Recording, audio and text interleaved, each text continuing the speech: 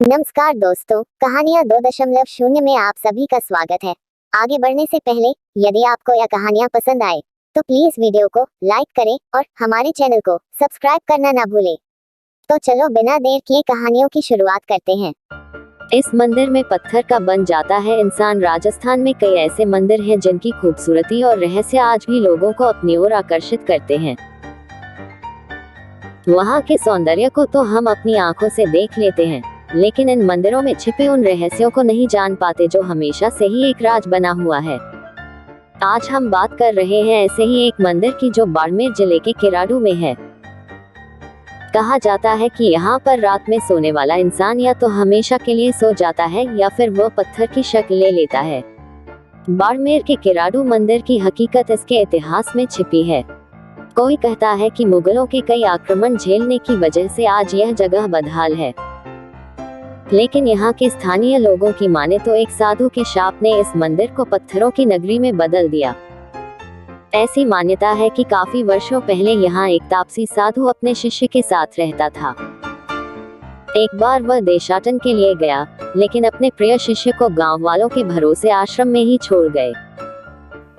उन्हें भरोसा था कि जिस तरह से गांव के लोग उनकी सेवा करते हैं, ठीक उसी तरह से उसके शिष्य की भी देखरेख करेंगे। लेकिन सिवाय एक कुम्हारन किसी ने भी उस अकेले शिष्य की सुध नहीं ली।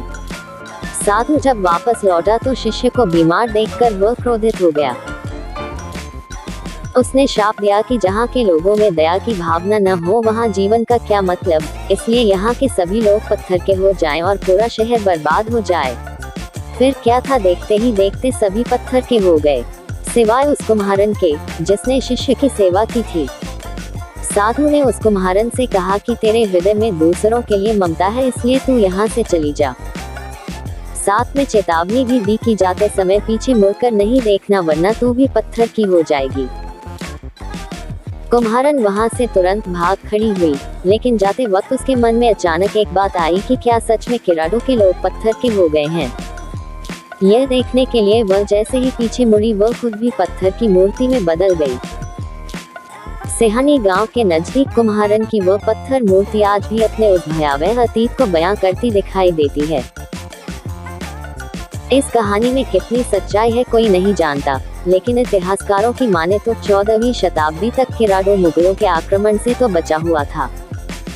ऐसे में शायद यह साधु का शाप ही था जिसने इस देवालय भूमि को पत्थरों के वीराने में बदल दिया। कभी बाड़मेर का यह इलाका किराडू शिव, विष्णु और ब्रह्मा के मंदिरों से समृद्ध था।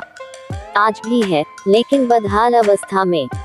देवालयों की इस भूमि में अब शेष है तो केवल 5 मंदिरों के अवशेष। इनमें एक भगवान विष्णु और अन्य 4 भगवान शिव के हैं। कहा जाता है कि बचे हुए विष्णु मंदिर से ही यहाँ की स्थापत्य कला की शुरुआत हुई थी, जबकि इन 5 देवालयों में सबसे बड़े सोमेश्वर के खंडहर को इस कला के उत्कर्ष का अंत माना जाता है। मंदिर का अलौकिक और अद्भुत सौंदर्य, स्थापत्य कला के लिए मशहूर इन प्राचीन मंदिरों को देखकर ऐसा लगता है मानो शिल्प और सौंदर्य के किसी अचरज लोक में पहुंच गए हों। पत्थरों पर बनी कलाकृतियां अपनी अद्भुत और बेमिसाल अतीत की कहानियां कहती नजर आती हैं। खंडहरों में चारों ओर बने वास्तुशिल्प उस दौर के कारीगरों की कुशलता को पेश करती हैं। नींव के पत्थर से लेकर छत के पत्थरों में कला का सौंदर्य पिरोया हुआ है। मंदिर के आलंबन में बने गजधर, अश्वधर और नरधर, नागपाश से समुद्र मंथन और स्वर्ण मृग का पीछा करते भगवान राम की बनी पत्थर की मूर्तियां ऐसे लगती हैं कि जैसे अभी बोल पड़ेगी। ऐसा लगता है मानो ये प्रतिमाएं शांत होकर भी आपको खुद के होने का एहसास करा रही है। मंदिर के अंदर की खूबसूरती तो और भी बेमिसाल है। छतविहीन मंदिर के आसपास स्थित 44 स्तंभ यहाँ के इतिहास को पल भर के लिए जिंदा कर देती है। पत्थरों की ऐसी कारीगरी आपको शायद ही कहीं देखने को मिलेगी। वानर सेना, राम रावण युद्ध, संजीवनी बूटी लाते हनुमान जैसे दृश्य आपको रामायण के युग में पहुंचा देते हैं तो अगले ही पल आप खुद को महाभारत के समय में पाएंगे। मंदिर के खंभों पर बने भयावह जीवों के चित्र जंगल के होने का आभास दिलाते हैं। दोस्तों, यदि आपको यह कहानी पसंद आए तो आप हमारे चैनल 2.0 को सब्सक्राइब करें और बेल आइकन को दबाना ना भूलें। धन्यवाद दोस्तों।